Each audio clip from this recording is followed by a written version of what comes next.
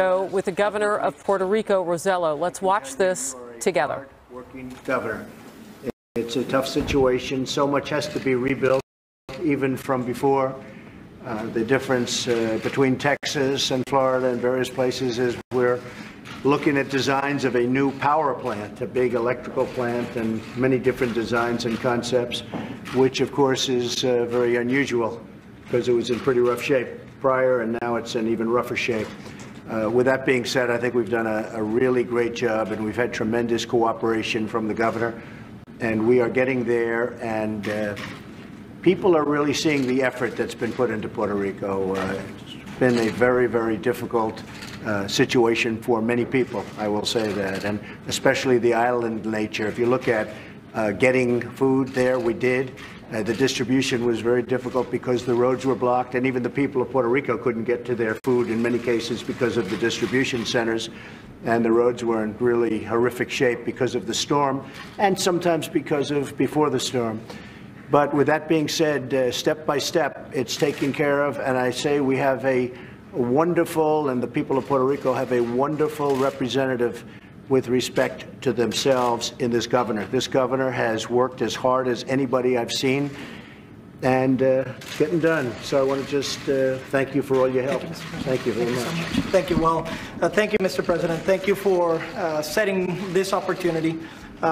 You know, it's a catastrophic situation in Puerto Rico, as you know. It is the only time where two Category 4, Category 5 hurricanes have passed back-to-back in a jurisdiction in the United States.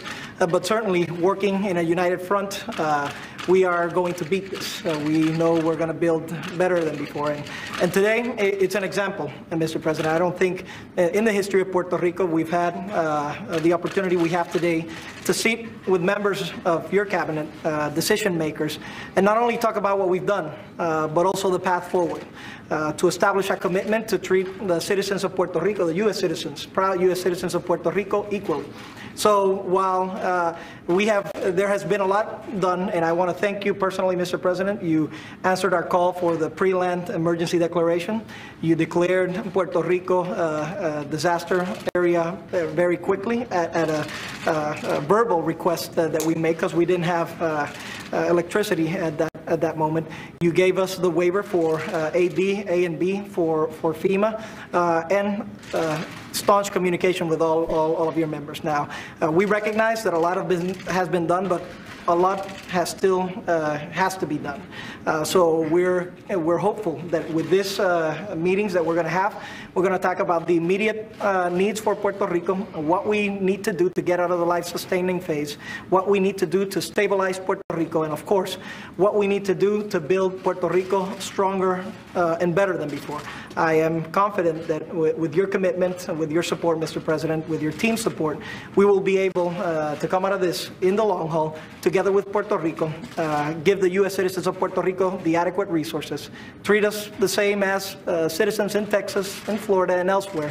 We will come out of this stronger, and we will make it innovating, Mr. President. I know you are a proponent of public-private partnerships, and I think there is an opportunity here to leverage growth in the energy sector and to be innovative. Not only rebuild what we had in the past, but also with the aid of the federal government and with the private sector, rebuild a much modern, much stronger platform, and not only have Puerto Rico have energy, but actually be a model of sustainable energy and growth towards the future. Those are our aspirations. I think we can talk about that in the education sector, in the healthcare sector, and those are all of our aspirations. We are confident that within this group, we will start addressing those poignant short-term needs, but also talking about the long road ahead, working together with your administration. And again, I want to thank you on behalf of the people of Puerto Rico for your leadership, for your team's leadership, and for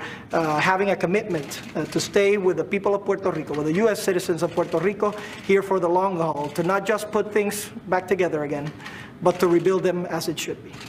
Well, thank you, Governor. One of the things we have done is delivered to the island massive numbers of generators for electricity, because with the power plants down and in such bad shape, We really had to find some way to get, especially for the hospitals and certain other areas. And we have, I don't know if it's record numbers, but it's got to be pretty close, record numbers of generators, so that we have electric in the most important locations and step by step bringing it back. But you can't really bring electric back until you rebuild a power plant, and that's obviously a different level of subject.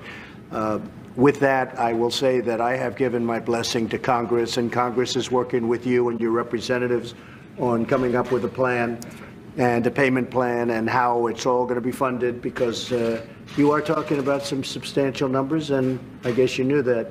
But I know you were talking about rebuilding your electric plant long before the hurricane. You've been wanting to do that for a long time. So maybe this is a reason that we can do it, and we'll help you, and we'll all do it together.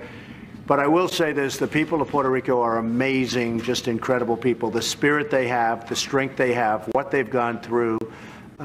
Many were isolated in areas where there were no roads, there were no bridges, the bridges were wiped out.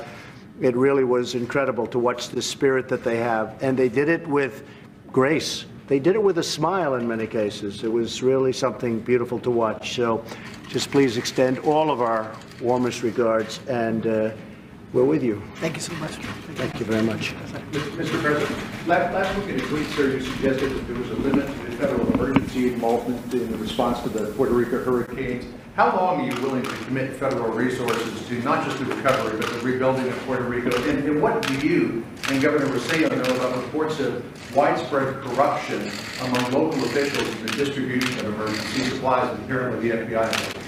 Well, I'm working very closely with the government on that, because there has been corruption on the island, and we can't have that. You know, we're sending a lot of supplies, we're sending tremendous amounts of food and water and everything, and I know your folks are working on that very hard. But we just can't have it. When it comes to Texas, as an example, and Florida, you know how smooth that's been. It's operating like a well-oiled machine. They are really going well, and the people are working very hard. And in Puerto Rico, they're working hard too. But we have gotten some of those reports from on a local basis. And I think the governor will be able to do something about that. I hope you're going to be able to do something about it. Of course, sir. If you want, I can brief you a little bit on what we're doing. We gotten some reports that food was getting either from FEMA or from private sector or non-for-profits to the different municipalities, and they weren't being distributed appropriately. So we did three things. Number one, we got the National Guard to go over to all of the municipalities and help with the logistics, in case it was just a matter of not knowing how to execute. Number two, we had auditors from our Treasury Department go so that we can have accountability on what food goes in and what food goes out to the people of Puerto Rico. Number three, very importantly, we had our Department of Justice go and is investigating whether there has been mismanagement of foods, because it is unacceptable. And as I stated the first day where I... By the way, not by the federal. This is local we're talking about, just so we all understand. I think Brock is here and Tom is here. I think they've done an incredible job. But we're now talking on a local basis, and I think, John, that was your question also. Right.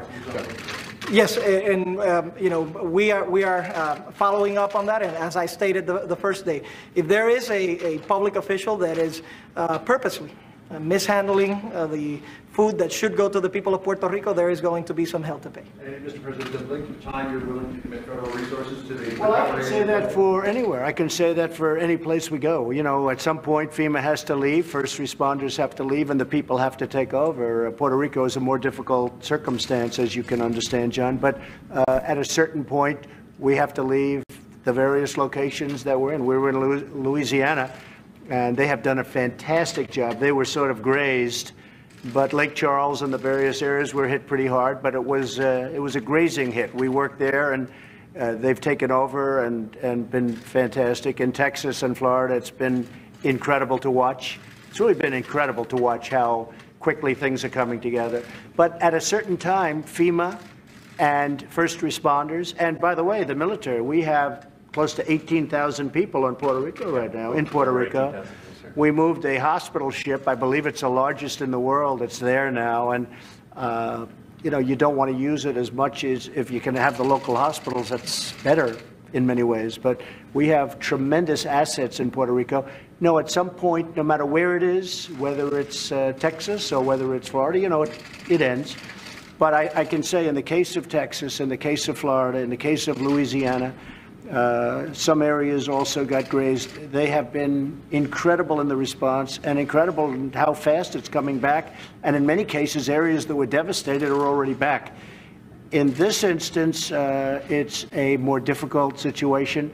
But I think the governor understands that FEMA, the military, first responders cannot be there forever. And no matter where you go, they cannot be there forever. If I may just briefly add to that, that is the importance of the short-term and long-term packages that will be in Congress, right? We're going to need some resources. Of course, FEMA is there for the initial response. There is some rebuilding to go through. So that's why, we're thankful to the President for supporting these petitions to Congress so that we can get the resources, liquidity, to kickstart the economy, and of course, the long-term rebuilding process. And this is very important. The President has been clear on stating that no U.S. citizen will be left behind. We will be working, and this is the way we work towards making a better America and a better Puerto Rico. You have areas in Puerto Rico where we literally had to, and still have to, but it's getting less and less, deliver food and supplies by helicopter because the roads have been wiped out and the bridges have been wiped out. There's no way to get there except by helicopter. And those are difficult situations, and we're working with the governor and with the folks on getting it taken care of. But we are literally delivering supplies dropped by helicopter. And with that being said, I have to also say our military and our first responders and Brock Long and FEMA and Tom, the job they've done has been incredible. But we are delivering very essential supplies by helicopter because there's no way to get to the area of the island. And the folks have done an incredible job. Brock, would you like to say something? So every day we continue. Right now the focus is on restoring essential services. We've stabilized a lot of the emergency power needs of hospitals, and we're starting to focus and work with the governor today on rebuilding power grids going forward, as well as water treatment, wastewater, roadway systems. So we're going to continue to support the governor. We're looking at trying to specifically restore the essential power or the essential functions to 6 major municipalities within Puerto Rico that service about 80% of the population, starting there and then working our way out. So the traditional recovery is going to require a solution far greater than what FEMA typically puts down, but that's why we're here today working with Governor Rossello and the President and all of the cabinet members to figure out what the best way forward is for the longer term solutions. There's never been a situation where power and energy have been so devastated. Never. Where you don't have a power plant, because power plants, you don't fix them up in, we're not just putting a pole up in the street. Like in Texas, where you'd put up the poles, and in Florida, actually, you had a lot of underground wire, which is great. It'd be wonderful if you could have underground wire. It makes it a lot better in these storms. But, there's never been a situation where the energy and the power has been totally destroyed. And part of the problem is that it was pretty well destroyed before the storm. And we're working together to get that back up, but also to make it long-term. Because I think you have to. They were working on long-terming it prior to the storm. So now they really are working on it. And that's part of the mitigation strategy. I mean, again, I can't stress enough how important it is that we keep this on the long haul, for the long haul, that we work together so that we can make sure that we don't just put things back again as they were, but that we make them better than before. And I think that is the critical. It is better for all of the U.S. citizens that this happens. I think in Puerto Rico, again, looking at the long term, recognizing that we're still at the emergency phase, this could allow Puerto Rico to be a showcase in terms of energy production and other by way of mitigating and innovating. Mr. President, between 1 and 10, how would you grade the White House response so far? I'd say it was a 10. I'd say it was probably the most difficult when you talk about relief, when you talk about search, when you talk about all of the different levels, and even when you talk about lives saved. You look at the number. I mean, I think it was worse than Katrina. It was, in many ways, worse than anything people have ever seen. They got hit by a Category 4, grazed, but grazed about, a big portion of the island, but it was grazed. The rest of it hit Florida, as you know. But that was bad. But then they got hit dead center. If you look at those maps by a Category 5, nobody's ever heard of a 5 hitting land. Usually by that time it's dissipated. It hit right through and kept to a 5. It hit right through the middle of the island, right through the middle of Puerto Rico. There's never been anything like that. I give ourselves a 10. I think that locally I really think locally they have, in this gentleman, great leadership. I have to tell you, it's a tough job, but we have provided so much, so fast. We were actually there before the storm hit. We were there before the first one, before the Category 4 hit. Brock and the military and a lot of people were there before the storm. We had the Coast Guard waiting for the storm, just outside the storm, and following the storm in. Many lives saved. The Coast Guard in Texas saved 16,000 lives. The Coast Guard is incredible, the job they've done. But all of the armed forces, what they've done has been Army, Navy, the Marines, the Air Force, all of the goods dropped in, helicopters that weren't even meant for this purpose. All of a sudden, they're delivering food and services. I would give it 10. I would say locally, and I understand locally, a person loses his or her or their house, and then they can't go to work. If you lose your house, you know, it's hard to go and be a policeman for the day. You're trying to have your family, you know, live, frankly. This is what happened. So many people. You read that they had no truck drivers in Puerto Rico. Well, they have a lot of truck drivers in Puerto Rico, but many of them lost their houses. So they had to be with their families.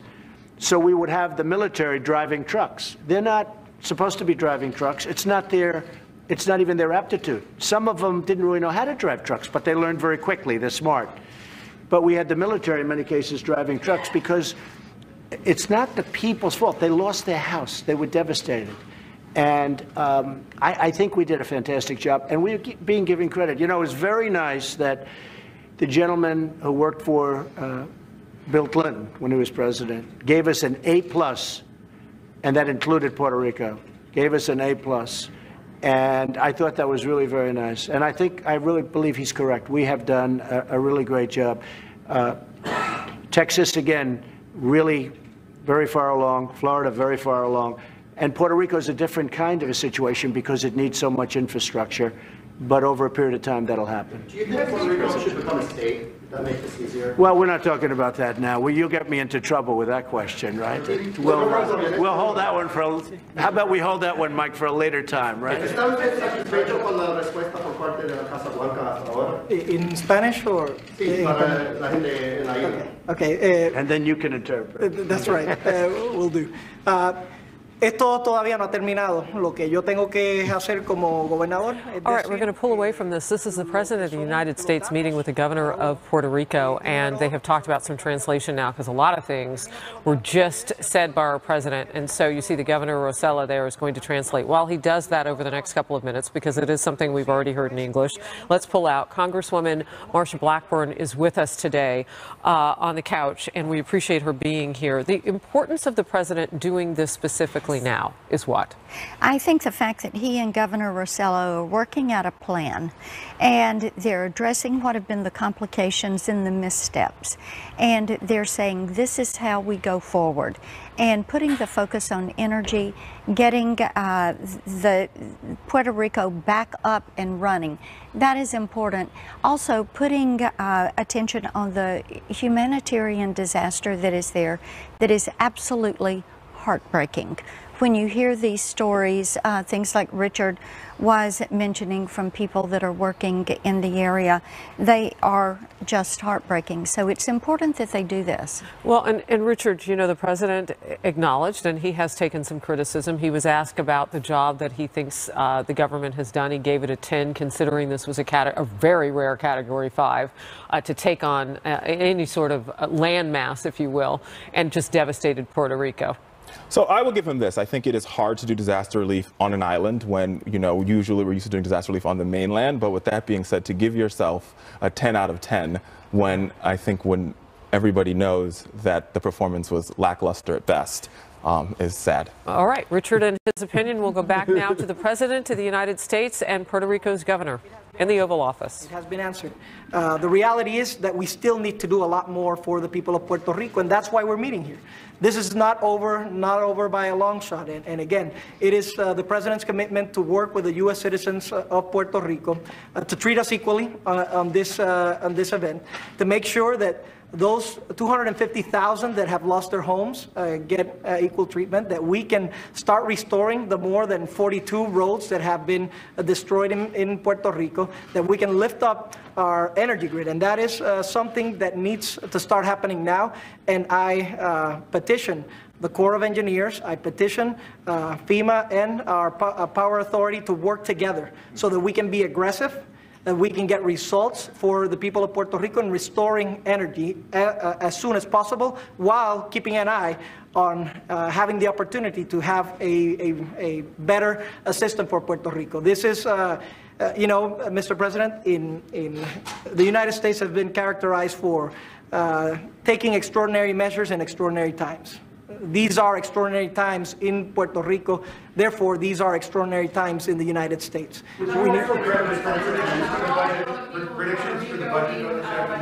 I think we'll be successful tonight. It'll be possibly sometime in the morning, maybe sooner. I think we have the votes for the budget, which will be phase one of our massive tax cuts and reform. But I think we'll be successful tonight with respect to the budget. I think you probably know you can count the votes maybe better than most people. But I think we have the votes, and frankly, I think we have the votes for the tax cuts, which will follow fairly shortly thereafter. So we'll see what happens. But I will tell you, our country needs tax cuts. I mean, these are examples when you look at what we just went through with Texas and Florida, and Louisiana, and Puerto Rico, and Virgin Islands. You look at, you know, we need growth. We need people who are going to be pouring into our country, and we have that now. You know, we're starting to have that. We're starting to have that even on the prospect of tax cuts. We have companies, you saw last week, car company, massive improvements and expansions, and in some cases, brand new plants. They're coming in. Foxconn is building as you know, they make the Apple iPhones and more. They're going to build a fantastic plant. I think it's going to be in the state of Wisconsin. And hopefully it's going to be there. We've been showing that land. It's a beautiful piece of land. I hope they like it. But that'll be one of the biggest in the country. I think Apple's going to be building some very, very big plants. People are starting to say, hey, this is where we want to be. And you see the stock market. We hit an all-time high yesterday, and I think we've hit it about 49 times, Mike. So we're really doing well. But we can do something very, very spectacular if we're given the tax cuts. We're one of the highest tax nations in the world. You look at our taxes compared to other competitive nations or competitor nations, because I think nothing's competitive with this, but I'm a little biased, but that's the way it is. But you look at how high we pay and how much we pay, and our companies, they leave because the taxes are so high. If we get this done, it will be historic. It will be bigger than any plan ever approved or ever. It will be the biggest tax cuts in the history of our country. And I can tell you, we have tremendous support for this. So the budget is going probably fairly late tonight. They'll be working late tonight. Could be one of those morning calls that you'll be watching your television at 3 o'clock in the morning. And it could be sooner than that. But I think we have the votes. And right after the budget, we start with the vote on, as you know, on the tax cuts. And I think we're in very good shape. Mr. President, who's going to pay for the infrastructure recovery in Puerto Rico? In Puerto Rico, we're going to be working systems. We're going to be dealing with Congress. We're going to be coming before, meaning far before, any existing debt that's on the island, because as you know, the island has massive debt. Just there, as we talk about the electrical facilities, I think they have $9 billion in debt. Well, any debt that's put in will be coming before that debt. We want to make sure that we put in debt, and that debt is absolutely protected. In addition to that, we're providing tremendous relief and services right now, and we'll continue to provide that for a period of time. And then a new group will come in, and the new group will be more building-oriented when things are perfect. So, but we do have to come before the existing debt. They have, I guess, by some counts, $120 billion if you add everything, probably about $120 billion. Certainly, any money that's put in by people, whether it's public or private, they're going to want to come in first position. And that's very important. I think the governor understands that. I would imagine pretty much everyone understands that in Puerto Rico. So no bailout for bondholders? No, we're helping right now. We're helping a lot. This is costing a lot of money, having FEMA, having the military, having the first responders. And we're doing that because we have an obligation to Puerto Rico, to humanity. We have an obligation to ourselves. We want to continue to do a great job on that, and we're doing it. No, but at some point, there's going to have to be reconstruction. And again, the biggest thing is the power plants. But there's going to have to be, you know, it's pretty bad when you have to say power plants are almost coming before bridges. But you have power plants that are needed, you have bridges that are needed, and you have roadways that are needed. That's, you know, something you don't see when you go into areas hit by hurricanes or disaster of almost any kind. So you see how much longer before electricity is fully restored? How much longer before electricity is fully Well, it's you know, it's a very, very good question, actually. As you know, we have much of the electric is done by generators that have been brought to the island and in massive numbers, as I said before. The plant itself is going to take a while. We have to build a brand new plant. Or we have to do essentially a renovation that's so large it's going to be like a brand new plant, one or the other. We're looking at both right now. But there's never been a case where power plants were gone. So this isn't just like, you know, as I said, I don't want to just fix poles. You can't just fix the poles. There's never been a case where power plants were gone. So it's going to be a period of time before the electric is restored. Okay, between 1 and 10, how do you grade the White House? As I've said, the president has answered all of our petitions, and this is still ongoing. So we expect that that'll continue. We're being, you know, very diligent, giving all of the data, and what we want to do. And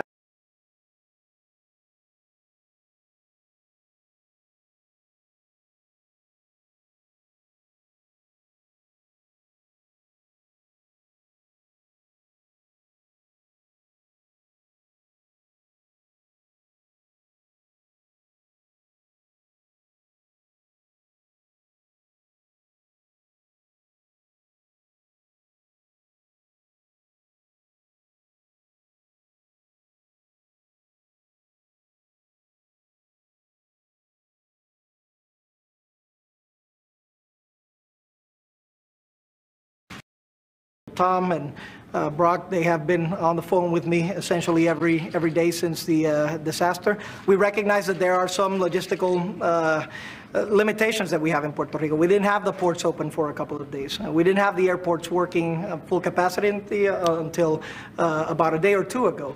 So that was always a rate limiting step. But if you consider that we've gone, even with those obstacles, we've gotten about 15,000 DOD personnel in Puerto Rico, about 2,000 FEMA personnel, HHS, and others. The response is there. Do we need to do a lot more? Of course we do. And I think everybody over here recognizes there's a lot of work to be done in Puerto Rico. But with your leadership, sir, and with everybody over here, we're committed to achieving that in the long run. In the last 50 days, though, to put this into context for America, from the Virgin Islands to California, we've been working in 20 different states, disasters in 20 different states. In the last 50 days, under the President's administration, we've registered close to 4 million Americans for individual assistance. That's more than Katrina, Rita, Wilma, and Sandy combined. It's been a tremendous effort. Mr. President, did you see This is actually bigger than anything we've seen. And yet I think our response was better than anyone has ever seen. And again, we were given an A+ by the man who did this, did what you were doing for the Clinton administration. And while I don't know him, I would like to thank him for what he said. Yes? You're talking about government loans to build the power plant, right? Not government grants? We're talking about possibly combinations of both. Congress is working right now with the people and representatives of Puerto Rico. And we're talking about potentially combinations of both. Any thoughts on President Bush's speech? Did you see it? I didn't see it. I didn't see it. Sir, 2 days ago in Rose Garden, you talked about the Alexander Murray plan, healthcare plan, as a good short-term solution, and then you seem to back off in your evening speech to the Heritage Foundation, and your press secretary said yesterday that you opposed it. No, I like people working on plans at all time. I think ultimately block grants is the way to go, where we block out the money to the states. You'll get better health care. You'll get it for less money. It'll be more specific. A state is a smaller government, and it can take better care of its people, especially where you have well-run states, where you have governors that do a great job and, you know, states that do a good job. If you look at Florida, if you look at Maine, Maine really was very much anxious to do that. Various states, Kentucky, various states really wanted that block grant money, and for the most part, I think we have the vote for that. There'll be a transition period, so anything they're working on will be short-term. It'll be absolutely short-term because ultimately it's going to be repeal and replace. So I have great respect, as you know, for both of the senators that you mentioned, and if they can come up with a short-term solution. What I did say, though, is I don't want the insurance companies making any more money than they have to, because you look at the stock prices of the insurance companies from the time of the creation of Obamacare, with 300% and 400% and even more than that increases in their stock. They made a fortune off Obamacare. The people that need Obamacare are decimated. Premiums are up 40, 50, 60%, in some cases over 100%. In the case of Alaska, premiums are up over 200%. So anything that they're working on is a very short term, meaning 1 year to 2 years max, because I think we have the votes, or we're certainly within one vote. And when you're within one vote, we're able to get a vote. Senator Corcoran, as an example, I have such respect for him because he is not feeling great. I can tell you that. And he got on a plane in order to vote for the budget. And I have great respect for that man.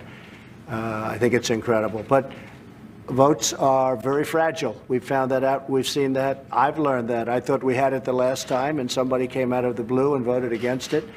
So now we start the process all over again. But the block grant, the concept of blocking it out, block grants to the states, that's what people want. And that's what the states want. And that's especially what the well-run states want, because they will have health care that's so good, far better than anybody's ever even thought. So, again, I respect very much the two senators you're talking about. I love that they're working on it. I want them to be careful with respect to the insurance companies. Insurance companies are extremely good at making money, extremely talented at making money. And I want them to be careful with that. We will probably like a very short-term solution until we hit the block grants, until that all kicks in. In other words, it doesn't just kick in the following day. There's a transition period.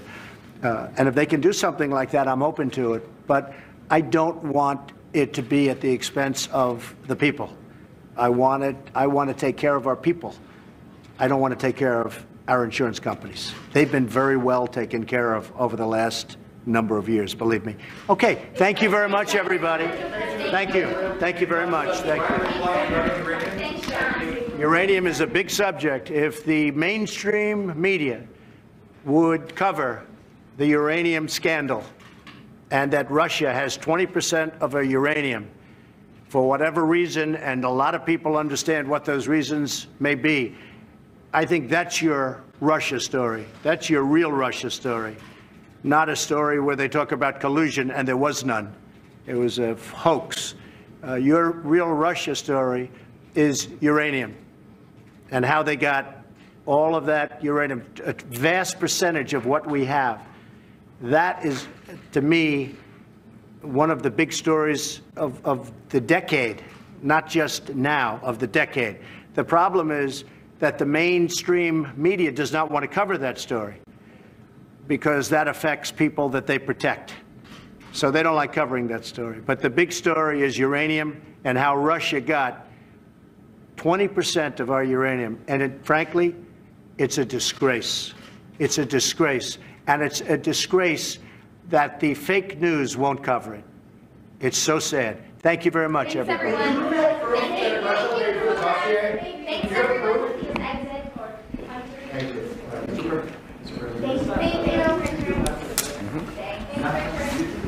negotiate. No, we'll see. Thank you. Thank you, Mr. President. I'm still straining to hear the last few questions that were asked the president there. And you saw President Trump talking about the uranium that he says Russia has. 20% of our uranium went to the Russians, a deal that he called disgraceful. The other thing disgraceful is that most in the mainstream media, he says, will not be covering the story of the decade, as he put it. The president there meeting with the governor of Puerto Rico for more than 30 minutes. We started last hour on Outnumbered and went to that.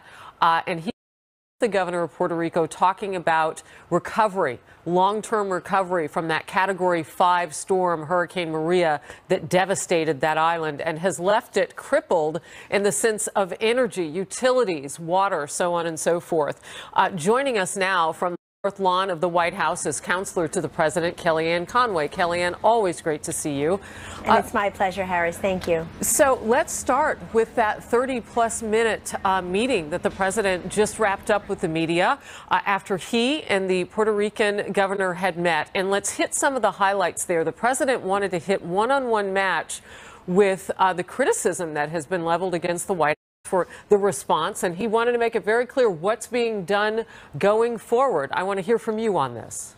Yes, this was incredibly important so that people can just get those facts and figures directly from FEMA or DHS or from the president's own words today. You saw him sitting there with the governor of Puerto Rico. It's an incredibly important image, but it's even more important to understand the substance. The nearly 15,000 people on the ground from our military, from DOD. You've got thousands from FEMA. You have the largest temporary housing, one of the largest temporary housing missions in our nation's history. You have the largest power grid restoration, perhaps, in our nation's history, or one of. So we know that this is going to take a very long time. We're very happy that over 10.5 million meals have been delivered, millions of liters of clean water. The latest statistics I have here from the White House, Harris, suggest that about 65% or so Puerto Ricans now have access to clean drinking water. This has been an all-hands effort by the administration. There are so many different departments and agencies that are involved and deployed for our brothers and sisters in Puerto Rico. And obviously the governor of Puerto Rico, who was commended by the president for the governor's leadership as well, and his coordination between federal, state, and local, in this case Commonwealth, and local resources coming together for the folks there. They also, you know, the president, this is the second time this week the president spoke for over half an hour to open press. And he's one of the most, if not the most accessible presidents in modern times. He and Mitch McConnell, the leader of the Senate the other day, holding forth for about 40 minutes in the Rose Garden with the press, today for 36 minutes or so with the governor of Puerto Rico, willing to talk and answer questions. I think many times, Harris, because the president realizes it may be the only chance he gets to get the information out there in what is an otherwise often clouded and poisonous atmosphere these days in the media. You know, I would add to that the other day as well, outside that cabinet meeting in the cabinet room after they had met, he spoke for another 17 to 20 minutes as well, and with press availability at that. And that sort of transparency today, though, I would imagine will make some news, because I have to tell you, Kellyanne, when they went directly to the issue with the governor of Puerto Rico sitting there about some of the things, the questions of really corruption or something that's going on the island with regard to resources reaching the people, you saw the governor of Puerto Rico then say, yes, we are looking into that. The DOJ is investigating reports of resources not getting to people, and that the National Guard has gone to check on distribution centers to make sure that the resources on that island are reaching the people who so desperately need it. It's been a sticking point. It's a delicate point sometimes, but it had to be talked about. It's part of the reality. Yes. And it was there on live TV for everyone to see, with these two leaders sitting in the Oval Office together, Harris. Incredibly powerful. And to that point, shame on anybody who, for either political or financial reasons, are keeping people from getting the resources that they need, that are being deployed on the island of Puerto Rico and are meant to be distributed to these folks. So I'm very happy to hear that from the governor of Puerto Rico. Very happy to hear the Department of Justice is on task there as well.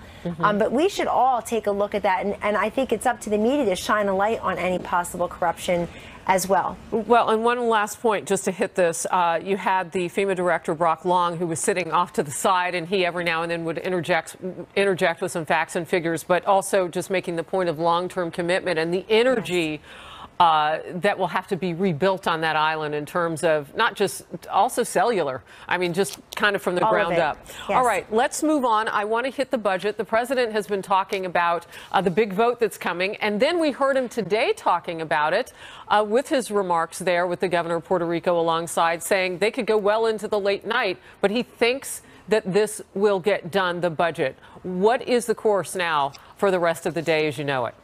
That's right, and that vote can go long, but we expect it to finish strong. Harris, that we have the votes to pass the budget in the Senate. The budget, passing the budget, is also the next step towards getting historic tax cuts and tax overhaul, which of course is this president's major priority domestically right now. We want a middle-class tax cut that spurs growth. Forget this 1.8% anemic growth that we had in the last administration. Why would we settle for that when we know for every extra point in the GDP of growth that it just generates trillions of dollars of wealth, lots of jobs. We want America to get a pay raise, a tax cut, and to have some job security. We have 6 million unfilled jobs right now, I'm told by our economic team.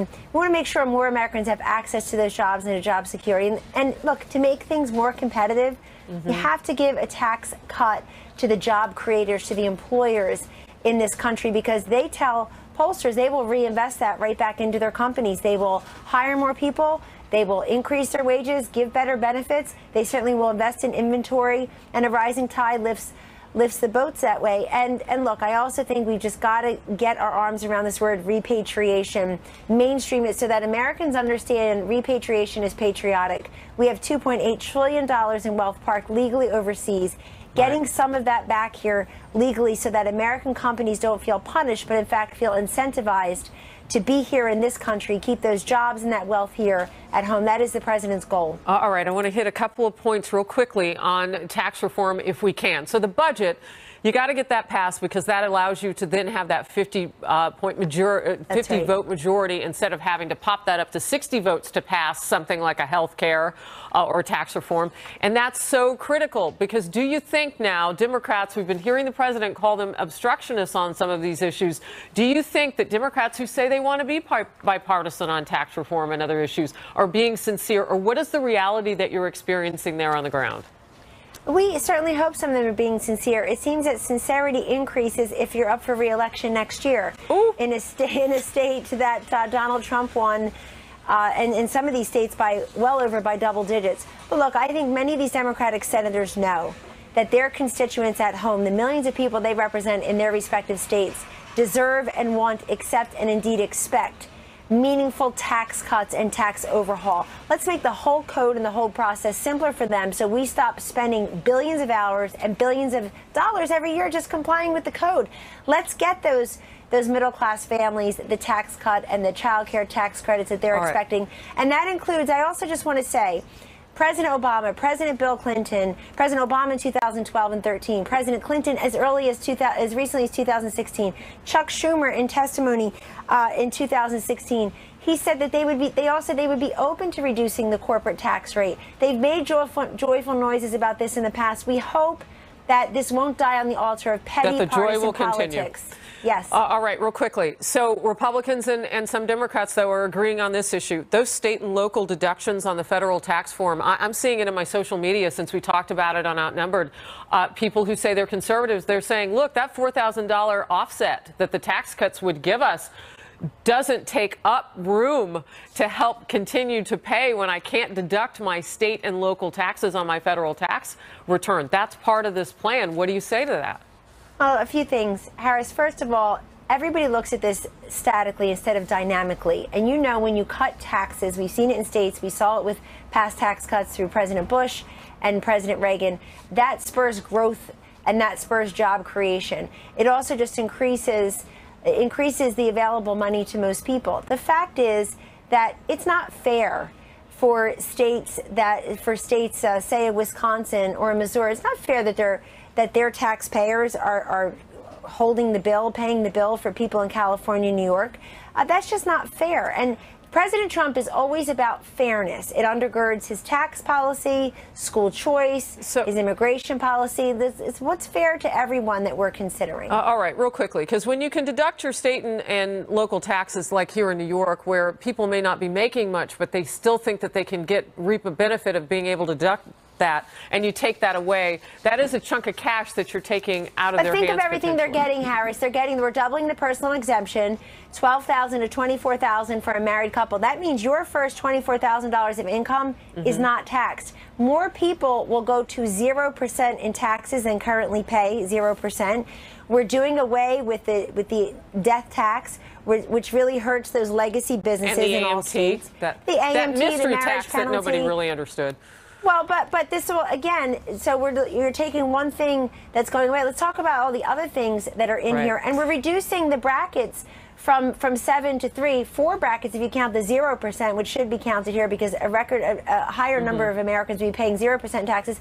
And then also what you pay in taxes is reduced. So all of those rates go down. 15 goes to 12, 39 goes to 35, and you've got small business owners getting the lowest tax rate in at least 80 years or so. You've got the corporate tax rate, which are really our job creators. Right. That goes down from 35 to 20. That is huge because that's where you spur the growth. That's where the people who are creating the jobs and those who are seeking jobs can feel more confident about finding a job and having job security if the business owners, the job creators, are paying less in taxes. All right, we'll move on from that point. Healthcare right now, I'm just going to say this because it's happening. They are rolling out, Lamar Alexander and Patty Murphy, their cost plan right now for their bipartisan bill. I know the president has said that it's pretty much a non-starter because he doesn't want those insurance subsidies to puff up the insurance companies anymore. I'm paraphrasing him there. But in the meantime, they're also picking up some co-sponsors. So just a real quick thought on that, and then I want to talk to you about Russia uranium. Sure. Remember, this president is committed to meaningful, consequential health care reform. He promised it. It's a moral imperative. Just because Congress didn't put it on his desk doesn't mean he's not still fighting for it. In fact, just last week, he signed a health care executive order here in the Roosevelt Room that would help people pull together to share the risk and share the cost if, unlike you and me, they don't receive employer-sponsored benefits or they don't receive government-sponsored benefits through Medicare, Medicaid, TRICARE, for example. That's going to help the millions of people, part of the 28 million, who have been completely shut out because of Obamacare, lied to by the last president that they can keep their plan, keep their doctor. That was a lie. But these people, he started to give relief outside the legislative process. The president has made clear he's willing to work in a bipartisan fashion on these big issues like health care, tax reform, infrastructure, any immigration reform. But he also is not here. He's here to help Americans, not help bail out insurance companies. So anything that smacks and smells of that, he is not for. So it's interesting what you're saying. You put repeal and replace on his desk, he will sign it. Okay. So it's interesting what you're saying, and tell me if I get this right as a bottom line, because we're going to move on. The president would take a look at what Alexander and Murray would do, but that's a sticking point for him. If they go back to the drawing board, perhaps there's an opportunity in the future. He promised in one of his speeches this week, we heard him say for the first time, March, April for that goal of health care reform. That means it comes back on the table, and it would have to be bipartisan in that point. Let's move on to something else that's making news. And I want to talk about the mainstream media if we can now. And I've heard you talk about bias, and that's kind of the umbrella as I get into this next term to ask about. I want to ask you about the president getting on the record now and denying that he told a military widow during a condolence call that the serviceman that she had just lost, quote, must have known what he signed up for. A claim made by Florida Congresswoman who was present for the call, so she says. And that Congresswoman Wilson has now doubled down with a statement saying, no, that's how it happened. The president has been on camera, has been on record, rather, defending this and saying, no, that's not how it happened. Let's first hear from the president and then to Kellyanne. Let's watch together. Didn't say what that Congresswoman said. Didn't say it at all. She knows it. Had a very nice conversation with the woman, with the wife, who sounded like a lovely woman. Did not say what the Congresswoman said, and most people aren't too surprised to hear that. Kelly, this story has been lit up on some networks and all over social media. Why? Because they are misrepresenting the president. You have to give the full quote, and I hope you do on your show, Harris, because I even saw the Congresswoman have to say the full quote on some show, not on this network, yesterday, I believe it was. The president is respectful and is very sympathetic and is very sad for this family's loss of a fallen soldier, as he is for all losses as such. And this is a man who ran for many reasons, but top of the list is the military, veterans, first responders, law enforcement. The full quote was ended with him saying, but it's never easy, or it's always difficult, or this is very tough, or these are hard. You have the rest of the quote there. You know, everybody knows that this president is very sorry for this family's loss, as he is every other family's loss. I've seen it firsthand. And it's just the haters being presumptively negative, as they always are. But you know what's tragic, Harris? That family just suffered a loss. Many families have suffered a grievous, unspeakable loss. And yet it gets immediately politicized because people of privilege think that they can score cheap political points against a president. And that's what we do find to be most disgraceful and most unfortunate. But America is smarter than that. I have faith in the wisdom of Americans to know that this president, he like other presidents, does a variety of different things. When, God forbid, a soldier has fallen, sometimes you call, sometimes you write, sometimes you go and you receive the fallen soldier in a casket with an American flag draped on it, by the way, everyone, for a reason. The American flag is there for a good reason. And he is, you know what's in his heart. He is remorseful for their loss. He is respectful and sympathetic, as he is for every fallen soldier in this nation. And I just can't believe, with so much going on, that people think that they can score cheap political points instead of telling people the full story. All right, we'll move on from that point. My last question for you, I want to go where the president went at the very last question, as reporters were shouting at him just moments ago in the White House as he sat with the governor of Puerto Rico. The question was about Russia and uranium. And the president was very strong about the fact that he feels like this is the story of a decade, he called it, and how the Russians have, in his words, scooped up 20% of our uranium. I want to give you a last word now to kind of piggyback off of what the president was saying and explain to us, if you can, why it's so important to him. It's so important to us as a nation. It should be anyway, because it's 20% of the uranium rights were scooped up by Russia after Bill Clinton gave a very lucrative speech there. And his wife was, of course, the Secretary of State for a number of years. And so people need to know that, especially when they hear Russia, Russia, Russia, and something the president has called fake and phony and a hoax. When they think of Russia, they should think uranium one. And they should do some basic research on why they should care that the U.S.'s 20% of the U.S.'s uranium rights went for the usual reason with the Clinton folks, for money. Go back and look at all the money the Clinton Foundation took from governments that don't respect women, don't give girls and women basic rights, as she's preening around as some kind of feminist icon. Laughter, cue the laughter. And then the uranium rights. And I'm glad the president brought this up today, because it was a big issue in the campaign. It fed into what a majority of Americans, according to everybody's polls, already said, which was they didn't find Hillary to be honest or trustworthy, and they voted against her in large part for those reasons. They found the Clinton Foundation to be questionable, not in a lot of its great works around the globe, but in some of the money that it took while she was Secretary of State, and from some of these countries that don't respect women and girls, and for some of these purposes, like the uranium deal. So it was very suspect to people that one Clinton would go and give a very lucrative speech there, turn around, the uranium rights would go to a Russian interest. And when people think Russia, they should at least be thinking uranium one. It's interesting. Real quickly, we had a guest on our Outnumbered show, Judge Andrew Napolitano, yesterday, who said that this is a perfect time, and this hadn't even come up yesterday, but he said this is a perfect time for Attorney General Jeff Sessions to put his money where his mouth is and actually open an investigation. We'll see if that happens, if they take a closer look at this now, from strong words from the president about it as well. Kellyanne Conway, outside on the north lawn of the White House, where it is gorgeous as ever. I know, I was just going to say the same thing. Enjoy that, if you will. We appreciate your time. Thank you, Harris. Come and visit us sometime. Thank you. You bet. I'll bring the kids, too. You got it. All right. Thank you. Take care. Fox News Alert. chilling new concerns now. Acting Homeland Security Secretary Elaine Duke, in a speech at the U.S. Embassy in London, reportedly has warned that terrorists are planning to use small-scale plots to build toward another 9/11-style attack. Duke says, quote, the terrorist organizations, be it ISIS or others, want to have the big explosion like they did on 9/11. They want to take down aircraft. The intelligence is clear on that, end quote. Let's bring in Michael Balboni, former New York State Homeland Security Director, on this. There seems to be new urgency with this. What is it?